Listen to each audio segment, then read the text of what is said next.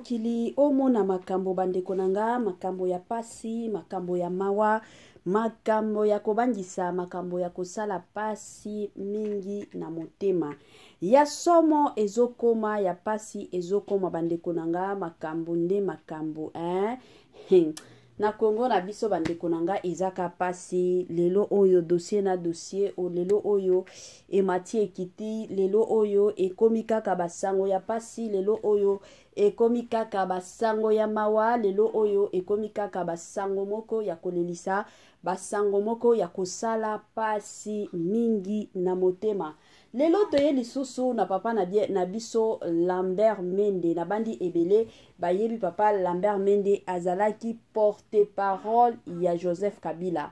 Donc soki Joseph Kabila azala message oyo alingi apesa na ba Congolais, mutu abandai kopesa ba message ezalaki papa na biso Lambert Mende. Yende abandaki koya penza na ba message ezalaki te ke non Joseph Kabila ye moko akoya kopesa ba message te. Lambert Mende nde azalaki wana représentant ya Joseph Kabila Kabange na ndenge moko ya malamu. Voilà.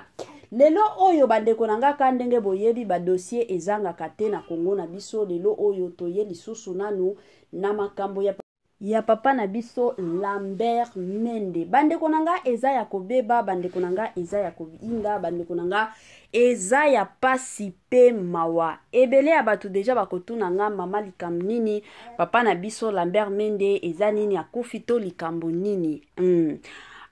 Comme d'habitude, toi yana nous ko souhaiter ba joyeux anniversaire na ba onyo so ba célébrer ba anniversaire na bango nga penza na zuaka avec considération ba anniversaire.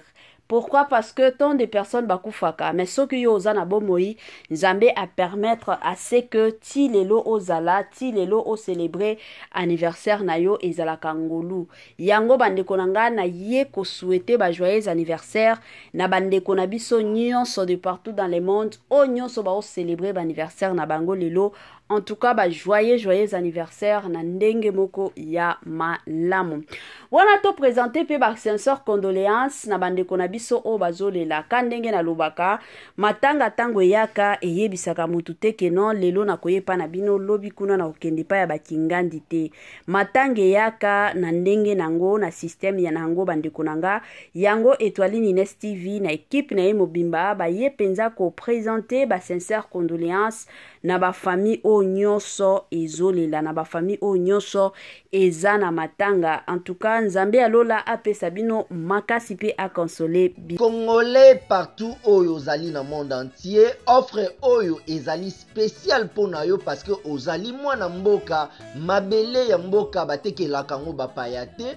Congolais tala mabele oyo ezali komonana ezali plat à 3 minutes ya boulevard Lumumba, route nationale numéro 1 awa na kati ya Maluku, à quelques minutes ya péage ya Menkau oza mobimba na $750 ya pamba ozui 15 mètres sur 20 na yo, y compris les documents administratifs na kati. Donc okozwa ba document ya quartier, okozwa ba document ya commune, okozwa tous les documents possibles oyo esengaka mutu azwa pona parcelle na ye. Pe oza na possibilité ya kosomba a crédit soki ozo somba plus.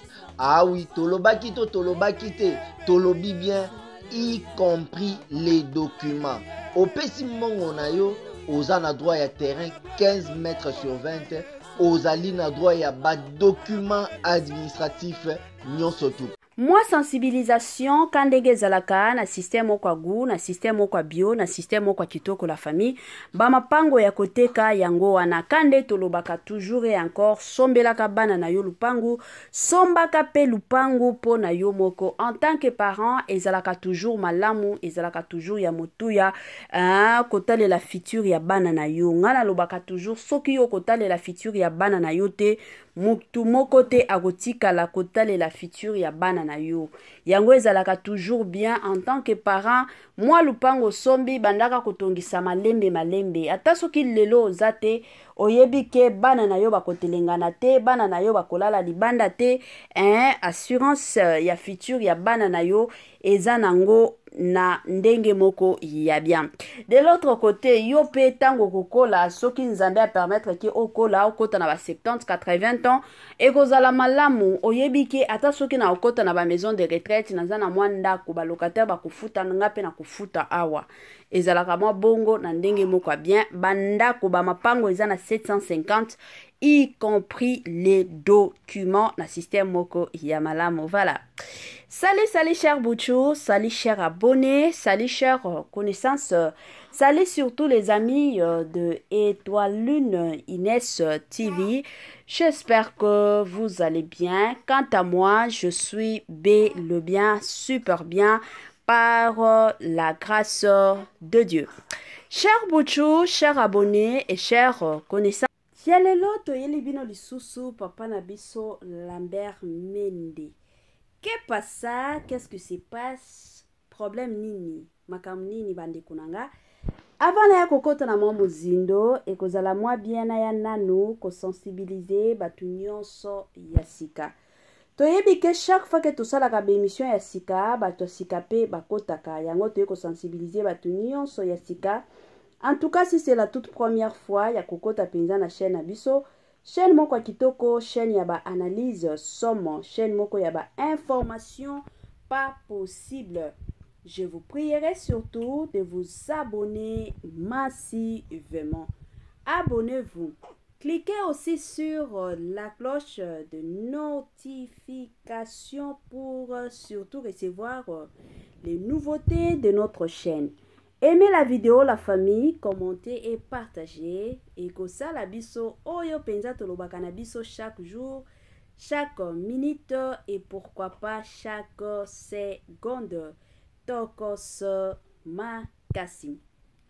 Bambote nanga na yemoko linda bukulu ya balinda bambote na madame Gracia Mpoyi na pesi bambote na mama Lisi mpito ya balisi bambote nanga na mama chérie ba mama d'amour mama Eugénie Zemanga na pesi bambote kandenge zalaka na yemoko monsieur Grace Lokwa bambote nanga na madame Judith Diampo Visa la parisienne ya Tonga makasi na pesi bambote na madame Matrino Mafuta na système moko Mama Mae 2024 Gavker to yelibino solution Pona ba problème ya trompe, fibrome, myome, kyste, règle abondante Gavker to zali na solution Yo oyo okota ménopause Atana 65 ans na Gavker Oko simba olingi okima Suki pe mandefu ya pembe Benga biso na lombango Po awa to zali na solution moko durable Ba produit na biso nyonso Ezali 100% naturel Pe et salemi na ba plante na ba industrie ya Angleterre pe Allemagne benga biso na numéro oyo plus 44 74 05 65 35 48 Gavker solution ya santé na yo.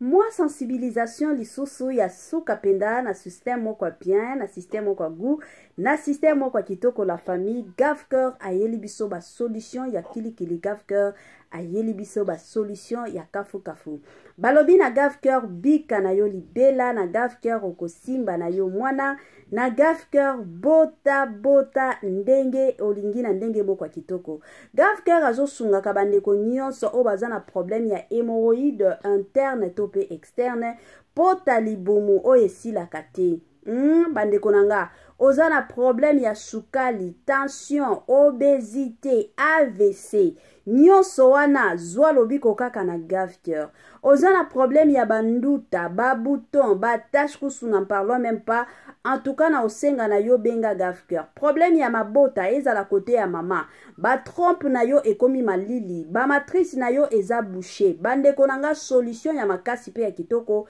ezaka na Gavker mabota pona papa mabota pona mama ba solution ya makasi pe ya kitoko eza na Gavker o nyonso etali kibo papa kolemba lemba mama komi ko ima okomi papa wa ba 1 minute 2 secondes. En tout cas na osenga na yo benga Gafker wana ba solution ya makasi ezali. O nyonso talibana omoti mwana ti 5 ans azolo bakate. En tout cas na osenga na yo benga Gafker na système moko agoupe na système moko ya kitoko ozwa lobiko. Voilà.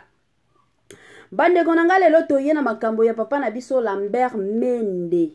Nini ezoleka? Pourquoi lelo Étoile Nines TV aye kopona kaka papa na biso Lambert Mende aboyi kozwa batu mosusu alobi penza ke non lelo ezaka papa na biso Lambert Mende.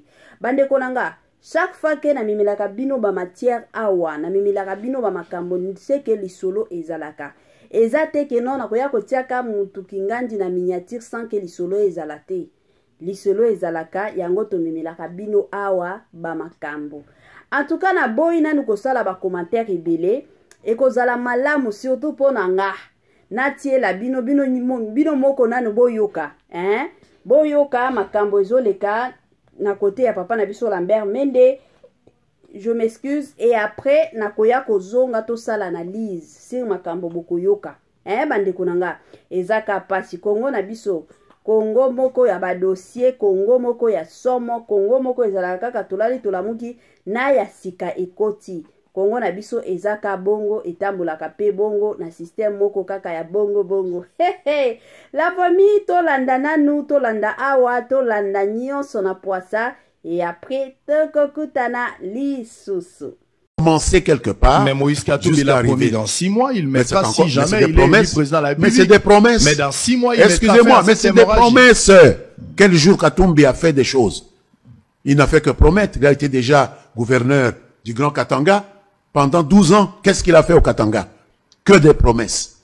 Délester les gens qui faisaient leurs activités économiques de leurs activités pour s'en mettre plein les poches. Ça ne peut pas tenir lieu de programme. Je suis désolé de se débiner chaque fois que une élection approche, se débiner du groupe dirigeant auquel il appartient pour ne pas avoir à assumer les aspects les plus questionnables du bilan et se présenter comme un homme nouveau qu'il n'est pas.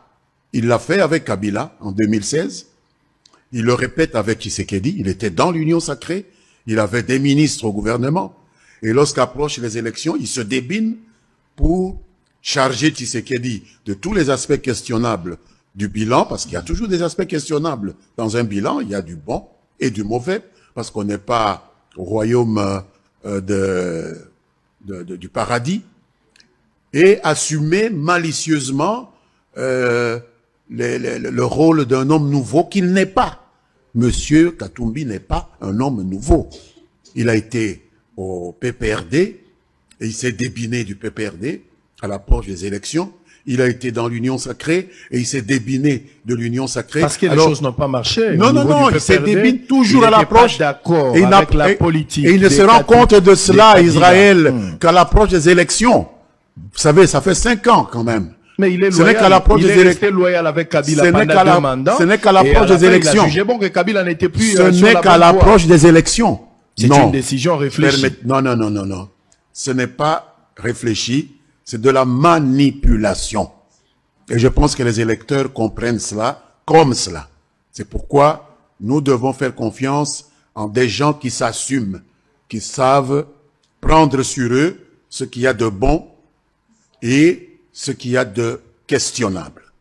Vous ne pouvez pas jouer au petit malin avec tout le monde. À la fin, on finit par vous découvrir. Lambert Mende, on doit faire confiance à Tshisekedi parce qu'il s'assume. C'est ça la raison majeure. Non, j'ai parlé du wokisme. Parce que c'est quelqu'un qui est tout à fait sensible aux injustices. Ce que l'autre n'est pas. Mais c'est sous le Nous savons ce qui s'est passé avec Kabasele lorsqu'il était gouverneur du Katanga. Kabasele en est mort lorsqu'il lui a arraché sa petite mine, lui qui était gouverneur. Nous le savons bien. C'est tout à fait contraire à ce que Tshisekedi peut faire. Nous savons chacun un passé, Israël. Le problème avec vous, vous avez peur de Katumbi. Oh, je ne pense pas que nous puissions au niveau de ceux qui soutenons Félix-Antoine Tshisekedi avoir peur d'une personne qui a peur de s'assumer. Non. Loin de là. Alors, qu'est-ce qu'on peut attendre de Tshisekedi dans les jours à venir, si jamais il est réélu pour un second mandat? Tshisekedi nous a présenté un programme fort détaillé lorsqu'il est venu au Parlement. Il a donné une synthèse de ce programme lorsqu'il a parlé au stade des martyrs, et il le fait pendant qu'il est en train de passer par là, en disant qu'il voudrait terminer les chantiers dont il a jeté les jalons, et dont je vous ai indiqué quelques-uns ici, parce que le temps nous fait défaut. Nous pourrions en parler jusqu'à cette soirée. Mais il voudrait terminer à jeter les jalons. Et les jalons ont été effectivement jetés. Lorsque vous considérez pour les étudiants tout ce qui a été fait, hein, ces aménagements des établissements que nos enfants fréquentent au niveau universitaire, le transport des étudiants, la route vers Kimwenza, tous ces moyens que, dans les limites du budget qui est disponible, les efforts pour donner de l'emploi aux nouvelles générations, l'amélioration même des recettes du trésor public. Nous sommes passés des réserves de change de 800 millions à plus de 4 milliards. Il faut quand même reconnaître qu'il y a des choses qui ont été faites et qui peuvent être améliorées. Donc, la conclusion qu'il avait donnée au Parlement, c'est ça que moi je peux donner à vos auditeurs et à vos téléspectateurs. Avec ce budget fantaisiste qui n'impacte pas le social de Congolais. Même si le budget était de 50 milliards ou de 60 milliards, avec un pays aux dimensions d'un continent, ça n'aurait pas été suffisant. Nous en sommes à 16 milliards. Reconnaissez qu'il nous a fait passer de quelques centaines de millions à 16 milliards. Au moins, c'est déjà un début. Nous avons tendance à voir un Tshisekedi qui, au départ, lors des élections de 2018 à la campagne, qui a promis, comme les autres candidats le font aujourd'hui, mais aussitôt arrivé, il a d'autres réalités.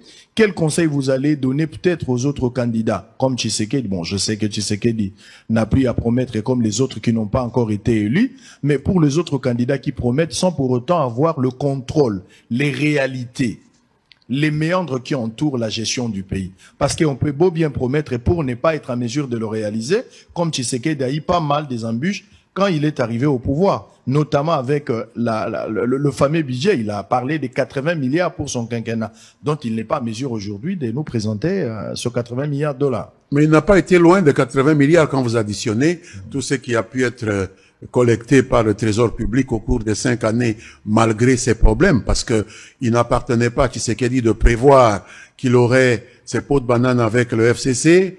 Il ne lui appartenait pas de prévoir qu'on aurait le Covid-19, à moins d'être doué de pouvoir de divination. Il ne lui appartenait pas de savoir que Kagame allait attaquer notre pays, à moins d'être un féticheur, ce qu'il n'est pas. Donc, ce sont des choses réelles qui sont advenues et qui ont pu impacter négativement ces projets qu'il avait développés. Mais on n'est pas très loin de là.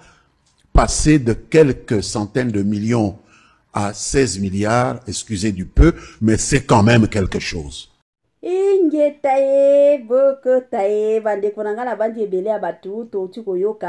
Moi, interview ya papa Nabiso Lambert Mende. La famille. Kande boyebi etwali ni Nest TV akendaka place oyo population etunaka mituna. Yepe akendaka kuna pona koya kotuna mituna parce que toyebi ke ndenge to sala ba émission na émission na biso to sala na ba abonné ya sika o ba kokota na batwa sika o ba kotala biso toyebi ke eza na batu o balingaka papa na biso Moïse Katumbi eza na batu o balingaka pe papa na biso Lambert Mende. Voilà. Mituna ya batu ba otuna parce que tomoni awa papa na biso Lambert Mende assassine kosasa Moïse Katumbi. Assassine na niveau moko pas possible. Donc a osasaye a otala tate keno mutu oyo na régime ya Joseph Kabila premier mandat to sala na ye to travailler na ye ensemble. Papa na biso Lambert Mende a otala kuna te. Ye penza ayeka kilelo pona kosasa Moïse Katumbi. Toyebi tango bango nyonso mibale babandaki ko travailler na régime ya Joseph Kabila. makambo nyonso totikala komona yango te totikala koyoka te keno place ata jour moko te keno Lambert Mende ayaki kosasa to kosabola Moïse Mbiye totikala komona yango te mais kilelo oyo toye komona papa na biso Lambert Mende aye kosasa. Alors motuna batu et la plupart des gens oyo bayaki kotuna motuna oyo eza bato Moïse Katumbi balobi ye ndenge azoloba ke Moïse Katumbi avanda azalaki gouverneur to na Katanga kuna atikala kosala eloko ya malonga te. Batu ni ye siko balobi mama Étoiline tunela biso bato Lambert Mende tunela biso papa na biso Lambert Mende ye tango azalaki porte-parole ya Joseph Kabila eloko nini oya salaki eloko nini ye asalaki eske azata na nzela moko abongisa eske azata na mutuka moko afabrika to eloko nini ya malonga oya koki koyebisa peuple congolais lelo keno ye atika monima na mboka na biso en tant que porte-parole ya Joseph Kabila. Congolais partout oyo ozali na monde entier offre oyo ezali spécial pona yo parce que ozali mwana mboka mabele ya mboka batekelaka ngo bapaya te. Congolais tala mabele oyo ezali komonana ezali plat à 3 minutes ya boulevard Lumumba route nationale numéro 1 awa na kati ya Maluku à quelques minutes ya péage ya Menkau oza mobimba na $750 ya pamba ozui 15 mètres sur 20 na yo y compris les documents administratifs na kati. Donc okozwa ba documents ya quartier, okozwa ba documents ya commune, okozwa tous les documents possibles oyo esengaka mutu azwa pona parcelle na ye. Pe oza na possibilité ya kosomba a crédit soki ozo somba plus. Ah oui, tolobaki to tolobaki te, tolobi bien y compris les documents. Au pesi mongo na yo, oza na droit ya terrain 15 mètres sur 20, ozali na droit ya ba document administratif nyonso tout.